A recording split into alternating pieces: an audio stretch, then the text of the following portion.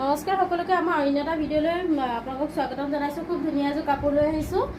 কাপোৰযোৰ হ'ব আপোনাৰ পাৰ্পল কালাৰ, বেবী পাৰ্পল, আৰু ইয়াতে চিলভাৰ কালাৰ এনেকুৱা গুণা কৰা থাকিব। এইযোৰ হৈছে AC কটনৰ কাপোৰ। ইয়াৰে আঁচলটো হ'ব এয়া চিলভাৰত কৰা থাকিব। আৰু কাপোৰযোৰ দেখিছে নহয় কি ধুনীয়া। এখন হ'ব তাৰ চাদৰখন, আৰু পিন্ধিলে সঁচাকৈ ভাল লাগিব আৰু গৰমত পিন্ধা এযোৰ কাপোৰ। আপোনালোকৰ যদি ভাল লাগে স্ক্ৰীনশ্বট ল'ব আৰু আমাৰ লগত কণ্টেক্ট কৰিব। এইটো হ'ব তাৰ আঁচলটো, আৰু ইয়াতে গোটেই গাটোতে এনেকুৱা সৰু সৰু কাম কৰা থাকিব। ভাল লাগিলে আপোনালোকে স্ক্ৰীনশ্বট ল'ব। আৰু ইয়াৰে মেখেলাখন হৈছে এখন।